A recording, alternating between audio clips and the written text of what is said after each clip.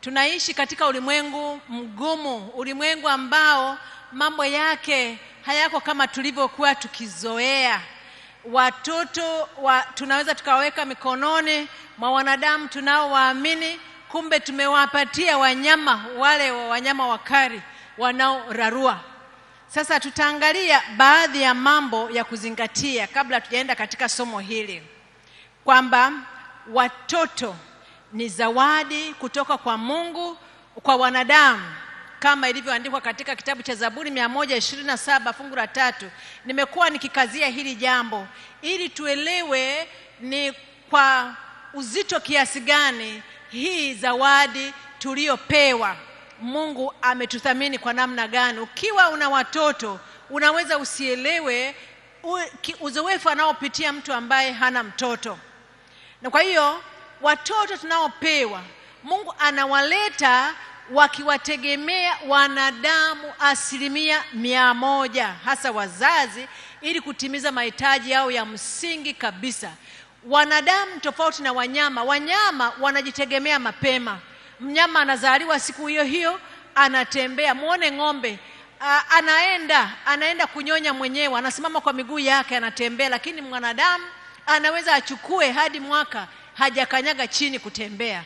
Mwanadamu ni tegemezi, na kwa hiyo anahitaji matunzo 100% kutoka kwa mzazi. Mwanadamu bila mzazi hawezi kuishi, hawezi kabisa, au bila mtu atakayemlea. Kwa hiyo mazingira mazuri ya malezi ni ya muhimu sana ili mtoto yoyote aweze kuendelea vizuri. Na kuna mambo mengi ambayo si mazuri yanayowapata watoto wetu wanapoendelea kukua duniani, au vijana wanapoendelea kukua hapa duniani, na mojawapo ni unyanyasaji wa kijinsia. Kadri miaka inavyoendelea, unyanyasaji wa kijinsia umekuwa ni tatizo kubwa sana sana sana. Na wanasema hivi kwamba kati ya watoto wa kike 4, mmoja ananyanyaswa kijinsia, na kati ya watoto 6 wa kiume, basi mmoja ananyanyaswa kijinsia. Unaona hizo takwimu zilivyo mbaya, na hizi ni takwimu za ulimwengu. Nitamani ningepata takwimu za hapa nchini Tanzania, huenda napo ingetufumbua macho, lakini sikupata. Na anasema hivi, watoto wengi wanaopata unyanyasaji wa kijinsia, wanaosema kwamba huyu amenyanyaswa kijinsia, ni ile kabla ya kufikisha miaka 18, ambapo anaweza kufanya maamuzi yake mwenyewe. Tunapozungumzia unyanyasaji wa kijinsia kwa mtoto, ni kwa yule ambaye hajafikia umri wa miaka 18 kulingana na definition ya dunia. Lakini kiukweli hakuna yoyote anayefaa kunyanyaswa. Na hapa mtu ananyanyaswa namna gani? Ni anaposhughulishwa katika shughuli za ngono au zinazopendekeza ngono na kinyume cha sheria, kinyume na makubaliano ya mtoto mwenyewe, au kinyume na kuelewa kwa mtoto, kwa sababu mtoto bado anaendelea kukua na haelewi vizuri, na kwa hivyo hawezi kutoa kibali. Na jambo la kusikitisha ni hili kwamba 91%, yani 100%, 91% ni watu ambao wako karibu na mtoto au kijana, ni watu wanaofahamiana naye, watu ambao mtoto anaweza akawaamini kirahisi. Sasa tutaangalia dalili zinazoweza kusaidia wewe kama mzazi kutambua kwamba huyu mtoto amenyanyasika kijinsia, au huyu kijana huenda kuna uwezekano kwamba yuko ananyanyasika kijinsia. Ni mambo gani uyaangalie kimwili, uyaangalie kihisia, uyaangalie kiroho, uangalie hata kitabia, uone kwamba mtoto huyu ni kitu gani kinaweza kuwa kiashiria. Na napenda wewe mzazi ambaye una mtoto unisikilize vizuri kwa makini. Kwanza napenda kuambia kwamba kutambua unyanyasaji wa kijinsia si jambo rahisi sana. Ni jambo gumu kwa sababu inakuwa siri kubwa. Watoto wanapewa vitisho, anaambiwa kwamba wewe ukisema utauawa au utakuwa mbaya au dunia itakuzomea, unawezaje kumdhalilisha anko au kitu kama hiki na kile. Kwa hiyo mtoto anaishi kwa hofu, anajua hawezi kumwambia mtu yoyote. Kwa hiyo yule mwenyewe mhanga anajitahidi kuficha ili waliomzunguka wasitambue hivi. Kwa hiyo si jambo rahisi kutambua. Ndio maana najaribu kusema baadhi ya dalili hizi ziweze kusaidia. Tuangalie dalili za kimwili kwa watoto kwanza, kuacha vijana. Unapoona mtoto mdogo anapata ugonjwa wa zinaa, ni lazima ujiulize ameutoa wapi. Kwa hiyo ugonjwa wa zinaa ni kitu cha kwanza cha kukuambia kwamba huyu mtoto lazima amechezewa na mtu, amenyanyaswa na mtu fulani. Na ndio maana natamani wazazi, shughulika na mtoto, shughulika na shughuli zako mwenyewe huko duniani, lakini rudi uwe karibu na mtoto. Mtoto uwe wewe mwenyewe wa kumuogesha.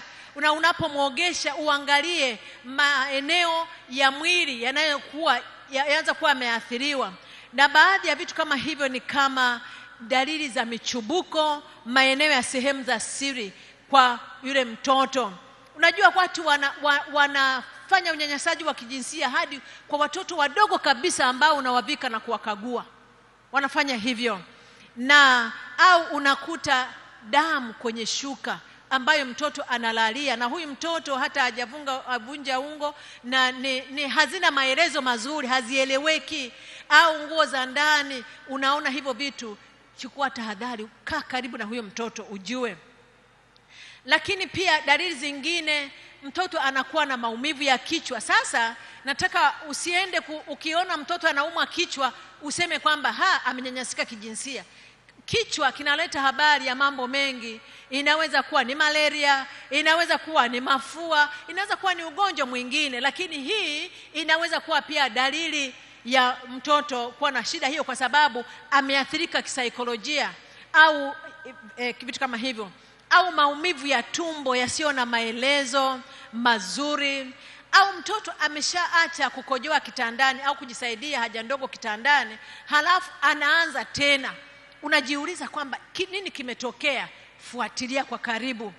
Au wakati mtoto anajisaidia anahangaika, anapata maumivu. Inaweza isiwe rahisi kugundua hivi vitu. Ni lazima uwe mzazi aliye karibu sana na watoto na kuelewa vizuri mabadiliko yanayoweza kutokea ndani ya mtoto.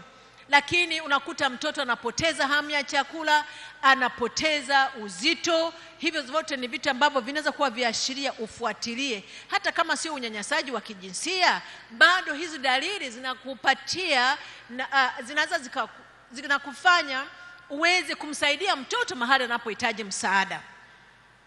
Lakini unakuta mtoto ni mdogo, halafu anazielewa vizuri mada za ngono na anazizungumzia sana. Ni kweli watoto siku hizi, hasa wale walioanza shule, wanafundishwa vitu vingi ambavyo sisi hatukufundishwa tukiwa wadogo. Lakini unaona mtoto ndio mazungumzo anayoyaweka. Jiulize, weka swali. Halafu au mtoto anakuwa na usiri na ukimya usio wa kawaida. Alikuwa mchangamfu, unaanza kuona mtoto anazubaa, ni lazima kuna tatizo fulani linamsumbua. Au mtoto ukimwacha na mtu fulani, maana katika familia kuna akina anko, kuna wale wakata nyasi kwa ajili ya ng'ombe, kuna ndugu wanaofika hapa. Wakati mwingine wazazi wenyewe, wapo wazazi wa kiume wanaonyanyasa kijinsia watoto wao wa kike au watoto wa kiume, vitu kama hivyo. Kwa hiyo mtoto anakataa kukaa peke yake. Unapomwacha na mtu mzima fulani, anaogopa, na ukimuuliza hana maelezo ya kutosha. Basi ukiwa na hili kama halikuwa tabia yake, basi tambua jambo fulani huenda linaendelea katika maisha ya yule mtoto. Tuangalie mabadiliko katika tabia ya mtoto. Mtoto anaanza kurudia tabia za zamani kama nilivyozungumza. Anaanza kujisaidia kwenye nguo au kitandani, au anaanza kunyonya kidole na alishaacha. Basi hizo zikupatie maswali kichwani.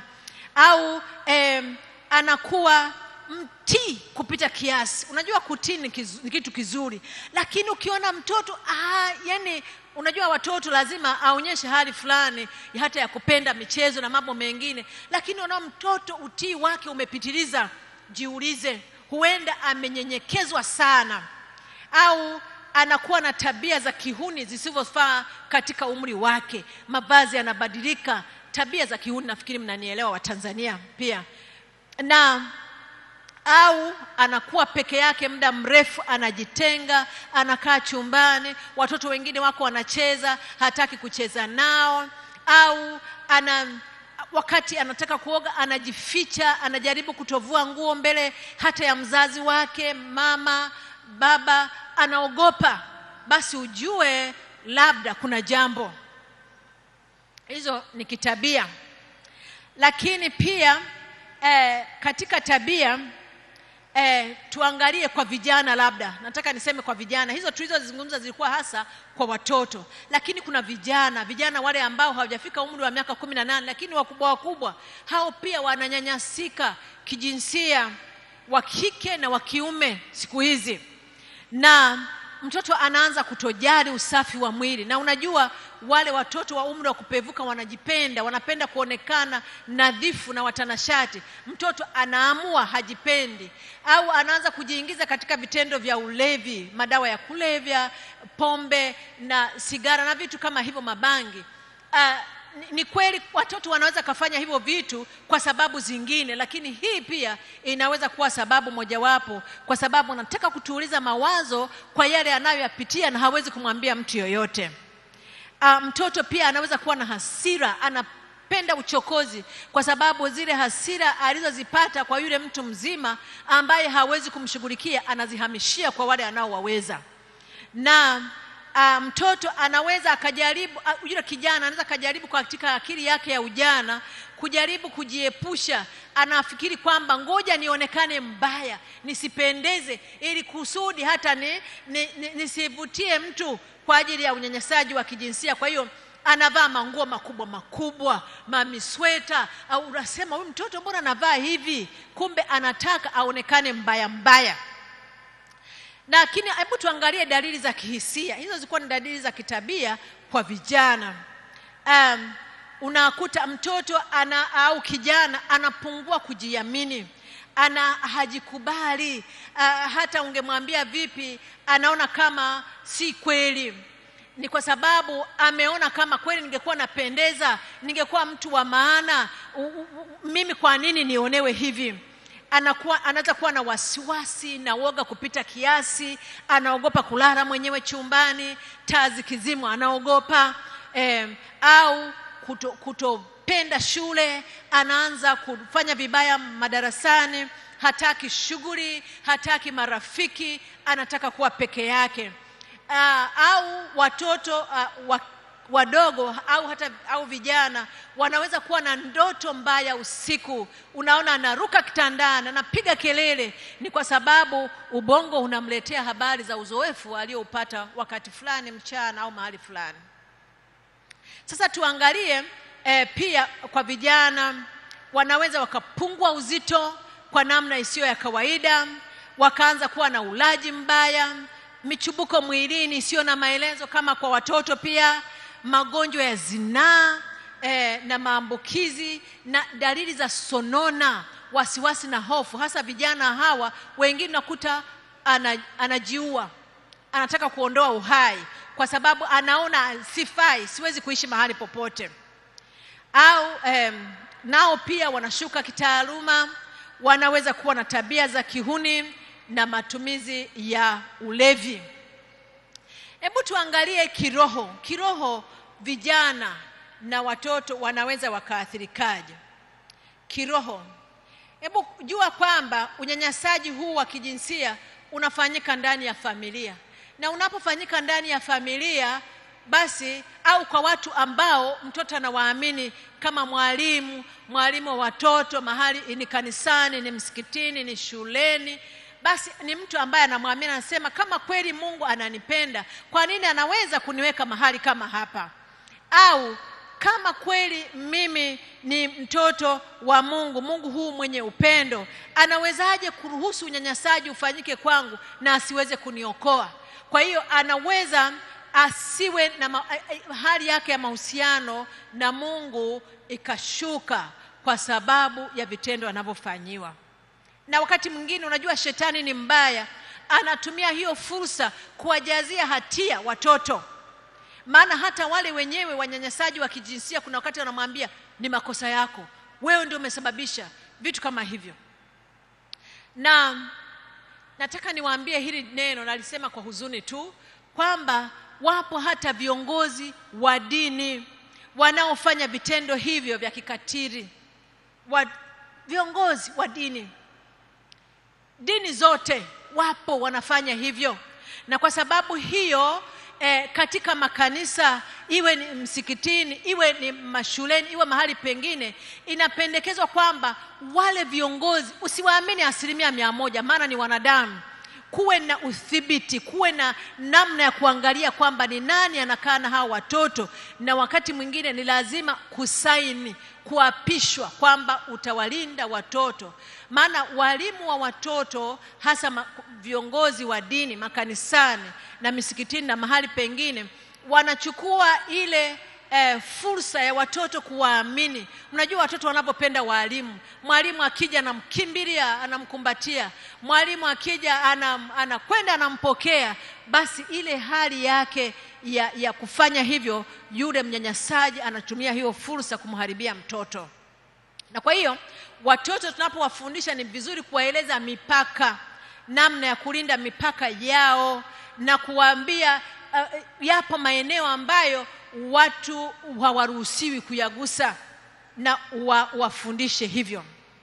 Hebu tuangalie mazingira hatarishi yanayoweza kufanya mtoto awe katika mazingira ya hatari. Hawa wakatili na wanyanyasaji wa kijinsia wengi wanapenda kuwaonea watoto wanaoishi katika hali ya umaskini. Anaweza akampa vitu au akamwambia nitakusaidia hiki na hiki, na yeye hajakiona nyumbani. Mtoto anapokea, anafikiri ni upendo, kumbe ni mtego wa kumnasa yule mtoto. Au watoto unaweza kukuta kwamba watoto wanaoshuhudia vitendo vya ukatili mahali wanapolia, anaangukia kwenye mikono ya katili mwingine tena. Watoto wengine, wanyanyasaji wengine wanatafuta watoto watulivu, wasio na makelele, watoto wenye shida, wenye upweke, labda ni mtoto wa mzazi pekee au ni yatima. Anasema mimi nitakusaidia, na mtoto kwa sababu labda ana haja ya kuwa na baba, anakwenda mzima kwa huyu mtu, kumbe anamharibia katika ile akili yake changa. Na najua unaweza kuwepo, wewe ni mzazi pekee, labda umeachika au umefiwa, wewe ni mjane. Basi katika ile hali yako, jaribu kumweleza mtoto kwamba wewe unampenda, mtoto ni wa thamani, na hata kama hana vitu vyote walivyo navyo watu wengine, asidanganyike, kwa sababu Mungu yupo anampenda na anaweza kumpa. Wafundishe watoto hilo jambo. Na wanyanyasaji hao wanachokifanya mara nyingi, wanakuja kwenye familia na kujenga mahusiano ambayo watoto wanaona wazazi mbona wanawaamini na wao wanawaamini. Wanajenga mahusiano kwanza, halafu wanatumia nafasi hiyo. Kwa hiyo nini ufanye wewe kama mzazi? Jihusishe na maisha ya mtoto wako kila siku. Jua marafiki zake ni akina nani shuleni. Tambua mahusiano yaliyopo kati ya mtoto na mwalimu wa kanisani, wa shuleni, mwalimu wa vijana. Ujue ni nani na ujue mahusiano yakoje. Uyachunguze. Ikiwezekana mama, jihusishe, au baba, jihusishe na mazingira yale mtoto anapojifunzia. Lakini chagua walezi wanaokusudia kuwa waangalifu. Ndicho ninachokizungumza, kwamba usichague tu eti ni baraza la kanisa wamechagua viongozi. Angalia, pitia vizuri, watoto wetu hawa ni wa thamani mbele zetu na mbele za Mungu zaidi. Ukisikia kwa mfano kwenye television au ukisikia habari zinazohusiana na mada hizi, mada zinazohusiana na mambo ya jinsi, ujinsia, zinazohusu ukatili, tumia fursa hiyo kuambia watoto, kuongea nao ili wafungue moyo wao kwako, na mhakikishie mtoto kwamba upo kwa ajili yake na anaweza kukuamini na uko tayari, awe tayari kuzungumza jambo lolote, asikufiche na hutamhukumu. Mtoto ajue kwamba ni salama kukushirikisha. Lakini pia umwambie kwamba ukipatwa na tatizo lolote, mtu asikudanganye, wewe niambie, hakuna kitakacho kudhuru. Mwambie mtoto, mkazanie. Na umwambie, ukiwa na mtoto hataki kusema, uliza kwa kutumia yale maswali ya jumla. Kwa mfano, badala ya kumuuliza kwamba rafiki yako ni nani, muulize, mwanangu, hivi una marafiki? Katika namna hiyo ni rahisi kusema. Lakini ukimuuliza rafiki yako ni nani, huenda anahisi unataka kulenga lile jambo lake la siri ambalo amelificha. Wakati mwingine watu wanaogopa kusema kama jambo limewatokea. Ukiona mtoto jambo limemtokea, pata msaada. Nilikuwa naangalia hata hapa Tanzania zipo yapo mashirika na ambayo yanasaidia kama mtoto amepata shida wataarifiwe ili waweze kusaidia. Usione aibu katika kutafuta msaada, na wewe mzazi uwe mstari wa mbele kuona kwamba ni nani anaweza akamsaidia huyu mtoto. Na shetani unajua anachokifanya, anapenda kuwadhuru watoto wa Mungu. Anapenda watoto wetu wasikuwe katika mazingira ya furaha. Dhambi ya uzinzi ndiyo silaha yake kubwa. Anaianzia katika umri mdogo, anaupandikiza kwa watoto na anaenda hata kwa watu wazima hadi wazee. Uzinzi ameweka. Lakini Biblia inatuambia kabisa kwamba uzinzi ni dhambi. Tumeshazungumza kabisa kwamba mpango wa Mungu uliowekwa ndio sahihi, tunapaswa kufuatilia.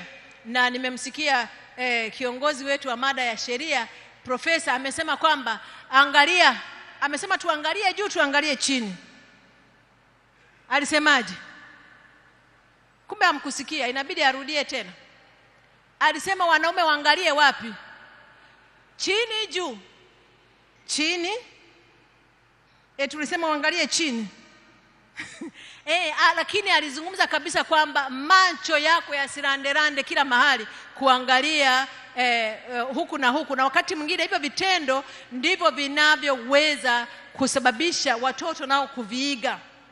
Tuangalie watoto wetu, tuzungumze nao tunapokuwa na wasiwasi kuhusu mambo mabaya yanayoweza kuwapata. Unajua mambo kama haya yakiwapata yanaweza kuwa chanzo cha kuvunja mahusiano yao na Mungu na kuwanyima nafasi kwa ajili ya uzima wa milele.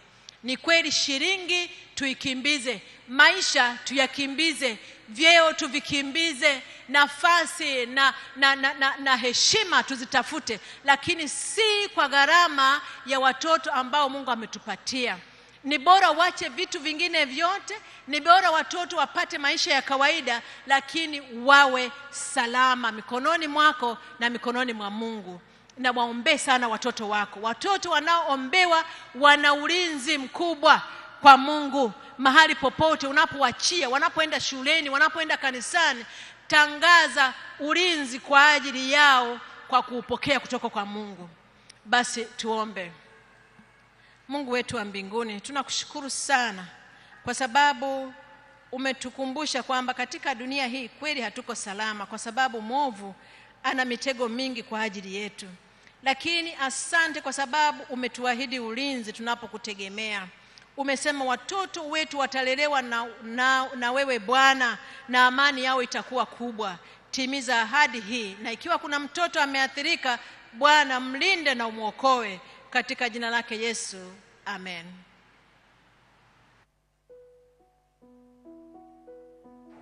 Na hii